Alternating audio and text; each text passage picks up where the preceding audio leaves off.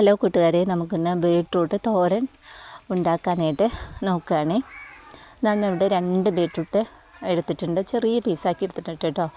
അപ്പോൾ നമുക്ക് ബീട്രൂട്ട് തോരൻ വയ്ക്കാനായിട്ട് ചെരുകിയിട്ടും ചെയ്യാം, അതല്ലാതെ നമുക്ക് ചെയ്യാൻ പറ്റും. പിന്നെ സാധാരണ നമ്മൾ കോക്കനട്ടൊക്കെ ഉപയോഗിക്കുകയാണെങ്കിൽ നല്ല ടേസ്റ്റ്, കുറച്ചുകൂടി ടേസ്റ്റ് കൂടും എന്നതാണ് ഇതിൻ്റെ ഒരു പ്രത്യേകത.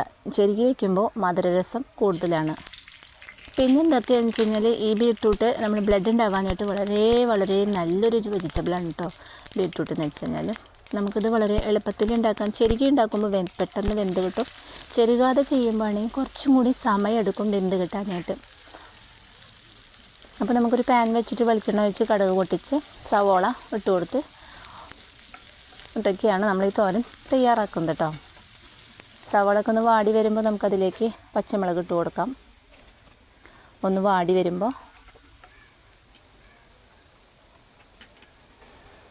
പിന്നെ നമുക്ക് ആവശ്യത്തിന് ഉപ്പ് ചേർത്ത് കൊടുക്കാം. സവോളയിൽ തന്നെ ഉപ്പ് ചേർത്ത് കൊടുത്താൽ പെട്ടെന്ന് വാടി വരാനായിട്ട് പറ്റുന്നതാണ് കേട്ടോ. അപ്പോൾ ബീട്രൂട്ട് എല്ലാവരും ഒരു ആഴ്ചയിൽ ഒരു ദിവസമൊക്കെ ബീട്രൂട്ട് കഴിക്കുന്നത് വളരെ നന്നായിരിക്കും. പച്ചമുളക് കീറിയിട്ട് കൊടുക്കാം. കീറിയിടാതെ ചെറിയ പീസാക്കി ഇടുമ്പോൾ നമ്മൾ കടിക്കുമ്പോൾ കൊച്ചു കുട്ടികളൊക്കെ ആണെങ്കിൽ കടിക്കുമ്പോൾ പെട്ടെന്ന് അറിയാതെ കടിച്ചു പോകും. അതുകൊണ്ട് നീളത്തിൽ അരിഞ്ഞിടുന്നതായിരിക്കും നല്ലത്. അപ്പോൾ സവോള വാടി വന്നപ്പോൾ നമുക്ക് പച്ചമുളക് ഇട്ട് കൊടുക്കുന്നു. അത് വാടി വരുമ്പോൾ നമുക്ക് ബീട്രൂട്ട് അരിഞ്ഞ് വെച്ചത് ചേർത്ത് കൊടുക്കാം കേട്ടോ. അപ്പോൾ ചെറിയ ചതുരം കുഞ്ഞു പീസായിട്ടാണ് ഇരിക്കുന്നത്. ബീട്രൂട്ട് കണ്ടാൽ തന്നെ അതിനൊരു പ്രത്യേക ഒരു കാണാൻ നല്ലൊരു ഭംഗിയാണ് അല്ലേ.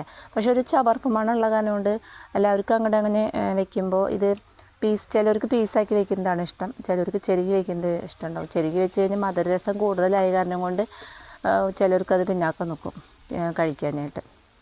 അപ്പോൾ നാളികേരം ഇതിൽ ചെരുകിയിട്ട് ഇട്ട് കൊടുക്കുകയാണെങ്കിൽ ഒലർന്ന് കിട്ടാനായിട്ട് നല്ലതാണ് കേട്ടോ. ഈ പീസാക്കിയിട്ട് കൊടുക്കുമ്പോൾ ഒട്ടി പിടിക്കത്തില്ല.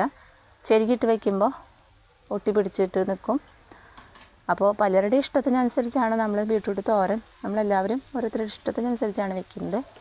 അപ്പോൾ ഇങ്ങനെ ഒരു തോരൻ നിങ്ങൾക്ക് തയ്യാറാക്കി നോക്കുകയാണെങ്കിൽ വളരെ നല്ലതാണ്. എന്തെങ്കിലും ആഴ്ചയിൽ ഒരു ദിവസം ബീട്രൂട്ട് കഴിക്കുകയാണെങ്കിൽ, ചീര വർഗ്ഗങ്ങൾ കഴിക്കുന്നത് പോലെ തന്നെ നമുക്ക് ബീട്രൂട്ട് ബ്ലഡ് ഉണ്ടാകാനൊക്കെ വളരെയധികം നമ്മുടെ ശരീരത്തിൽ നല്ല ഗുണം ചെയ്യുന്നതാണ് ഈ ബീട്രൂട്ട് തോരൻ എന്ന് വെച്ച് കഴിഞ്ഞാൽ, അല്ലെങ്കിൽ ബീട്രൂട്ട് എന്ന് വെച്ച് കഴിഞ്ഞാൽ കേട്ടോ.